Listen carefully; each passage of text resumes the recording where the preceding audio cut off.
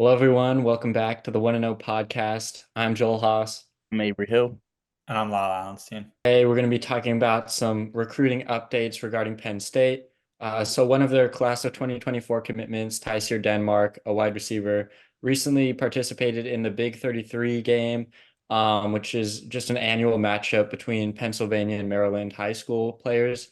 Team Pennsylvania came out on top, 31-7, pretty lopsided result. Unfortunately for Avery and all the fellow the fellow Maryland natives. But Denmark had three touchdowns in that game, some nice contested catches, and then he ended up winning MVP honors off of that. So he had a pretty big performance against some pretty tough competition in that game. What are your guys' kind of takeaways from that game? For me, obviously, again, it's just a big 33 game.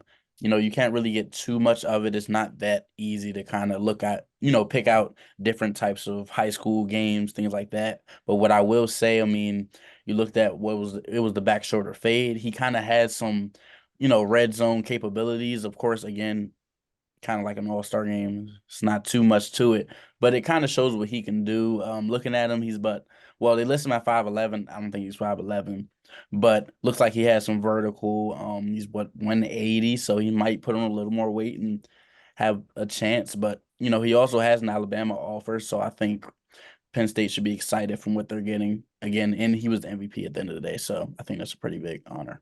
Yeah, I agree with the fact that just because of the nature of the game, I don't really think you could take too much from it. But at the end of the day, though, he did win MVP, three touchdowns. He showed flashes, contested catches. He showcased some speed. And I think overall, you should be kind of, as a Penn State fan, you should be excited for what this guy's can bring in, especially him and Peter Gonzalez, who I believe we talked about a few episodes ago, the two freshmen who wide receivers in that class who are gaining some buzz. Gonzalez is already on campus. And I just think with the nature of the wide receiver room, how it is right now, Franklin talking about guys to separate themselves. I don't really know if they can be immediate guys come in right away, especially Denmark. I think he'd kind of be competing for that slot. And you've got Kaden Saunders and Liam Clifford already kind of established themselves right there. So I don't really know if they could be immediate impact guys, but I think long term, these are guys you could be excited about, Gonzalez and Denmark. But also, I think just because they're coming in, they want to compete. I think it'll bring a good competitive environment to the room, just especially with guys that want to prove themselves for playing time. So overall, I think Denmark long term project, but I think fans could be excited, and I think he put together a good performance. Yeah, he definitely won't be a day one contributor or anything like that. At least I don't think anyone's expecting him to be. But yeah, he definitely showed some signs with some really nice catches. I saw some people on Twitter calling for some offensive pass interference there. So I don't know, maybe there was some questionable officiating. Might have gotten away with a little bit, but nonetheless, still some tough catches that he made. And again, wins MVP honors, which you got to give him credit for that, obviously. So I'm sure Penn State's excited to get him in on campus, get him into that room as quickly as possible because they need some help there. Penn State currently holds the number 9 class in the country according to the 247 Sports Composite rankings. They have 13 commitments right now. Do you guys see Penn State finishing with a top 10 class this year? Think they will fall right out of it. I think you got Syracuse. I think Syracuse could get one or two more recruits that might move them over. Um, I think you got teams like Georgia. Georgia's definitely going to move the needle and kind of get up in there. They only have 9 commits. Texas too. Texas has 10 commits.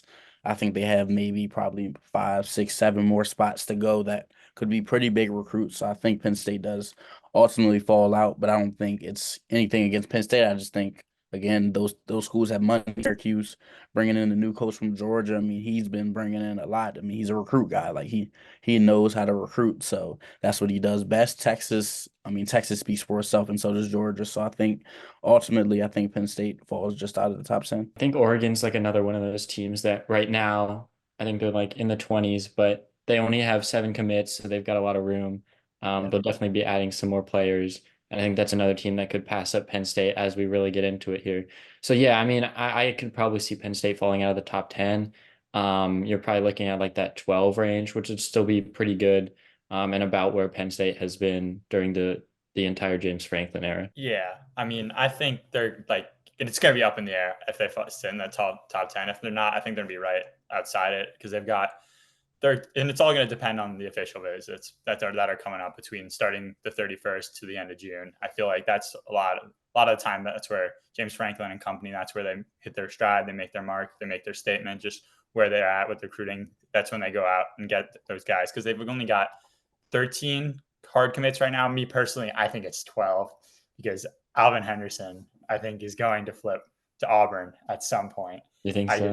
His recruitment for me is just, he was an Auburn lean his whole time, for a large time, being from Alabama. He's like 2 hours from there. And then in his On3 video interview the day before he committed, like, first of all, he eliminated every school except for Penn State and Auburn right away in his top 5. And you stop the video and he's wearing a Penn State like bracelet. And I'm just like, I don't know how Crystal Ball can be any more accurate than what you just saw right there. And he's just talking about, like, yeah, because the guy that was interviewing asked him, was like, can you tell me something about the school without telling me the school that you're committed to? And he's talking about, yeah, they've got 3 top teams in that conference with 2 really strong ones, referring to Michigan and Ohio State. And he's talking about this. He talked with the 2 running backs. Well, he specifically said he talked to Nick Singleton about how the path is there for him. But then he said, they've got 2 running backs that are going to be top guys in first, second, even third round picks in the NFL draft. And the path is there for me. And I'm like, I don't know if you wanted to make this obvious during your recruitment that you were coming here. But then he's still saying, like, he's taking his official to Auburn, Bama, Miami. So it's just like, I don't think he's going to be here by the time. But yeah, I mean, as far as I know, there's only one school in the country that has a running back named Nick Singleton. Like, that kind of gives it away if anyone's wondering. He also flipped like 3 times, like, on his signing day. Like, I think he like stood up, put on an Auburn hat, said like, I'm going to the U, like Miami. Yeah. And then I think his mom like unzipped her jacket and it had like a Penn State logo on the shirt. I was like, oh, like I guess his mom's committing to Penn State. And then he takes off his sweatshirt and it's Penn State.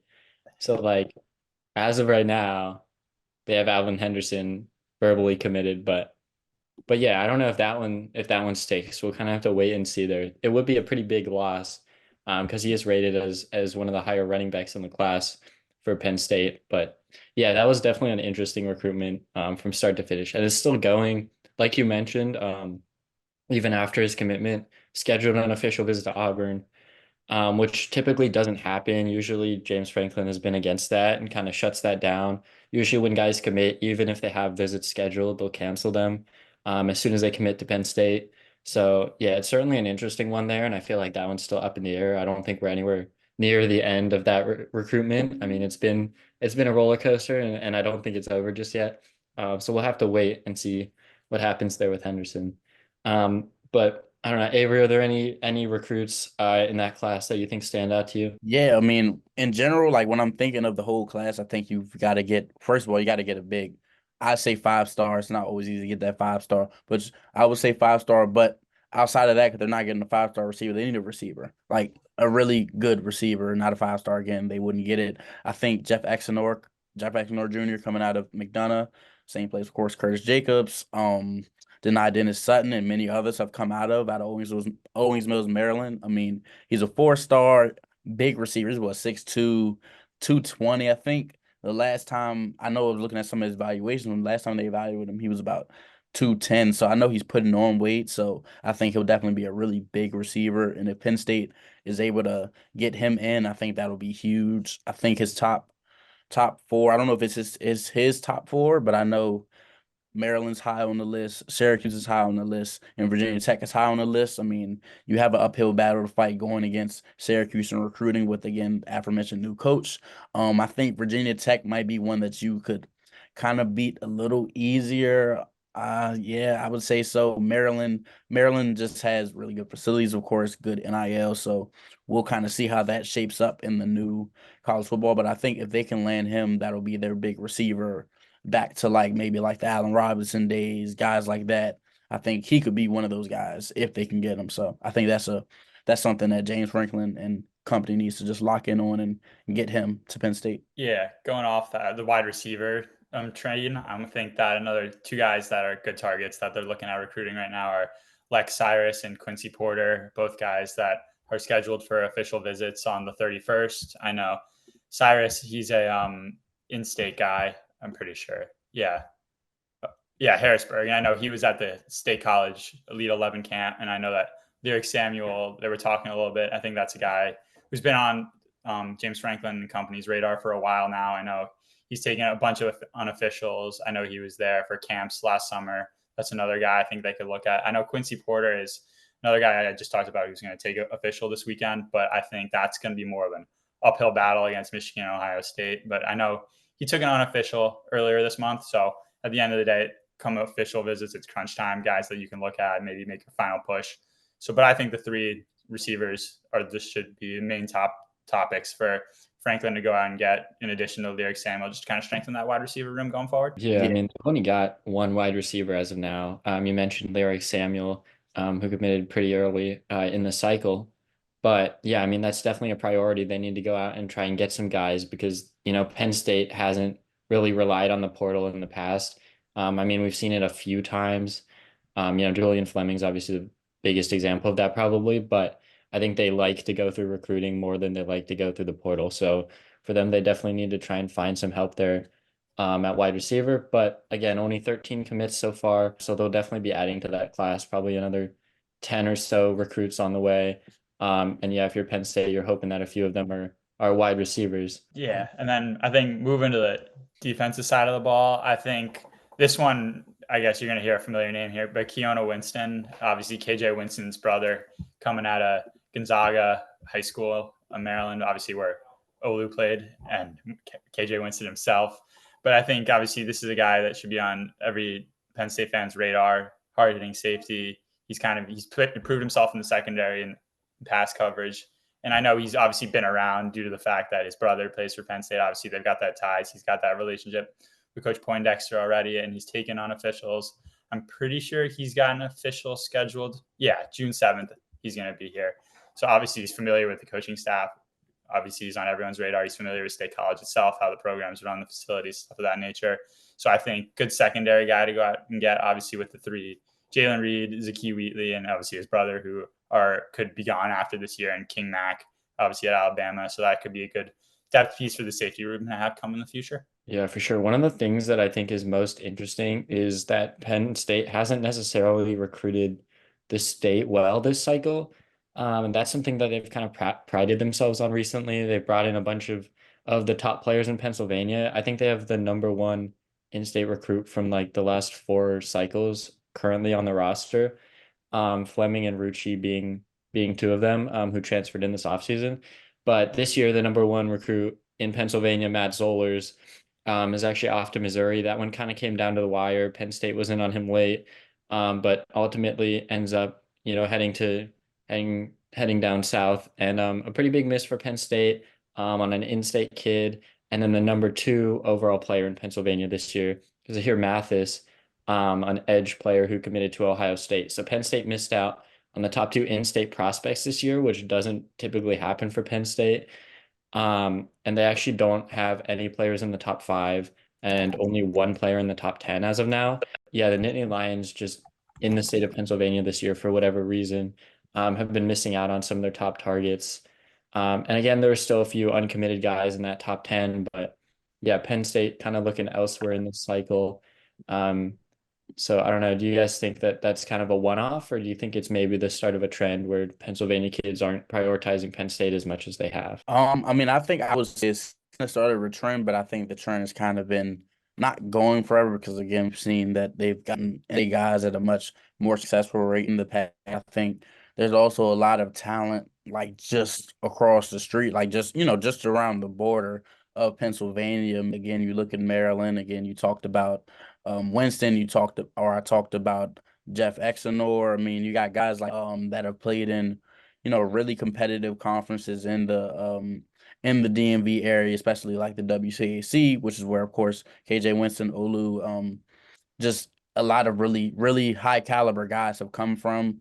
I think when you're getting those guys, I think it kind of replaces that, especially when you talk about from maybe a skill position standpoint. But I do think in-state is something that should be prioritized, and I think it won't be forever that they'll, have that law for in-state recruiting. I think maybe take a couple of years to kind of get over a hump again. New changes kind of change how they have to attack recruiting. So I think once they kind of get fully adjusted to that and rules continue to change, I think you'll see them get back to their old ways of basically hogging all the in-state guys. Yeah, I feel like obviously you want to get that top number one guy, which they've proven. And I feel like that's something you always want to do, but I don't know realistically the track record of any program that's consistently maintained the top guy in the state. And I feel like that's not really a knack. If they miss, obviously they've already missed.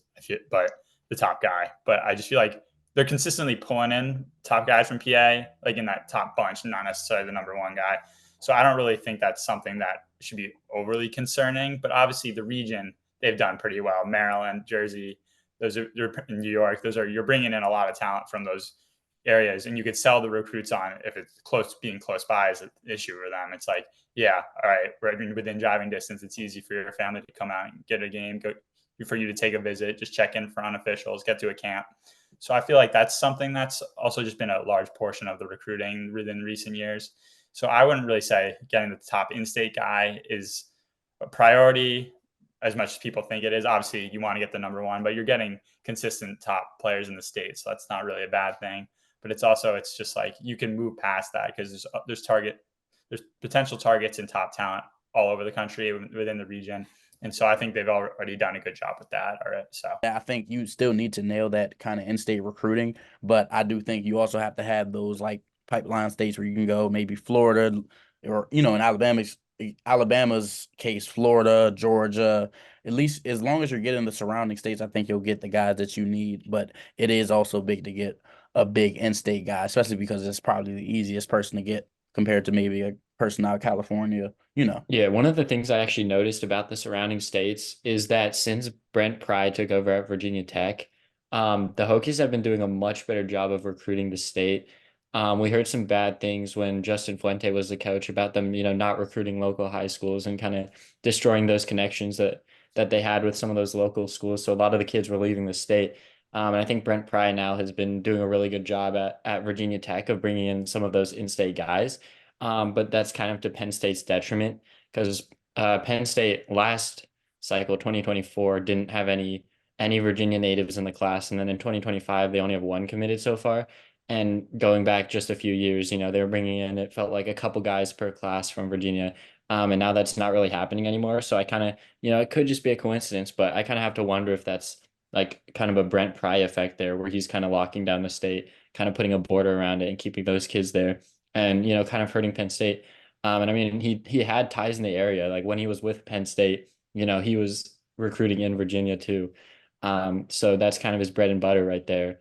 And I think that actually is kind of playing a role in Penn State's recruiting, kind of hurting them right now with their Virginia recruiting. yeah, I definitely agree with the Virginia recruiting thing with Brent Pry, excuse me. I think that's definitely a big thing that they've lost with his departure to Virginia Tech. But I think you're also still seeing that within the coaching staff on Penn State because a guy like Deion Barnes, who when he took over being the defensive line coach from moving from grad assistant to taking on that full-time role in the coaching staff, he's a Philly guy himself, and you've seen the Philadelphia area being obviously a hotbed for a lot of talent there for Penn State, and they're going to get those in-state guys. And I think Philly itself, especially with that defensive line group, Deion Barnes has been doing a really good job bringing in talent from that area just because he's got that hometown relationship. He's been there, he's played there, he knows what they're going through with the recruiting. And I think people that they're bringing in on the D line, regardless if they're committed, they are commit or they're just interested or they end up going somewhere else. What I've noticed is a lot of them talk about Deion Barnes and how he resonates with them being from Philly and that being a large reason why they've come to campus for a visit or they've ended up committing or just things of that nature. So I feel like you're kind of seeing that already. And I feel like Penn State needs to move forward with that kind of approach, bring in like those hometown guys if they want to go get specific areas where they see a lot of talent that they want to bring on. I mean, I think you see that through like all of college football. Like, I mean, even you look at Mike Locksley with Maryland. When he got to Maryland, I know he wanted to bring in the whole DMV. He only brought in skill players, but he tried.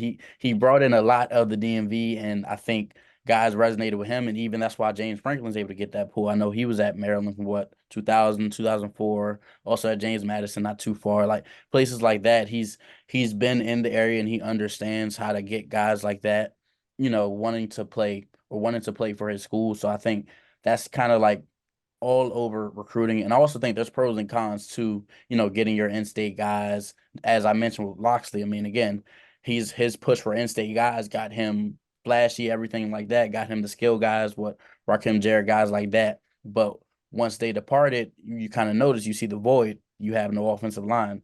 And of course, those guys are going to wear Penn State, Ohio State, places like that. So I think each school is kind of catered towards certain players.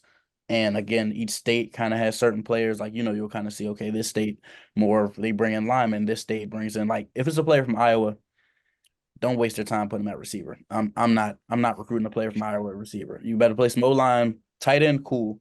O-line, D-line, maybe, depending. Okay. Corner, no, no, no. I'm not going for it. So I think that's one thing. That's one thing that you just have to look state by state and kind of get get a gauge of what each guy can bring, and that's what you kind of see in recruiting. Obviously, recruiting departments look through that, and that's kind of partly how they assemble their staffs and stuff, knowing what direction they want to go over recruiting, fitting their team, things like that. Cooper DeJean hate is crazy. I just want to say. But no, for the most part, like I do agree. Like different schools or regions are definitely better for different like position groups. Um, and I think part of it is just the reputation that you build up over time. Like we've seen Penn State kind of brand themselves as LBU. They also have a pretty rich tradition at running back. There's a few other positions. They're starting to get there at cornerback. So you've seen schools kind of over time build up this history of having success at one position, sending a lot of guys to the NFL. And then they start to get higher profile recruits at that position, which obviously makes sense. You want to go work for the position coach that's sending these guys to the pros, but it can also make it difficult at positions where you haven't had success. So, for Penn State, maybe a position like quarterback where, they've had some guys over the years, but it can be really difficult to recruit to Penn State if you're a high profile quarterback, just because they haven't had those, first, second round guys. Like they've had, guys get drafted, but just not, in those higher rounds. So it's kind of harder for them now to appeal to quarterbacks or other, areas that you could consider weaknesses on the team. That's it for today's episode. Thank you guys for watching. I'm Joel Haas. Me real. And I'm Lyle Alenstein. For more football coverage, you can find us at psucollegian.com and on our social accounts. Peace.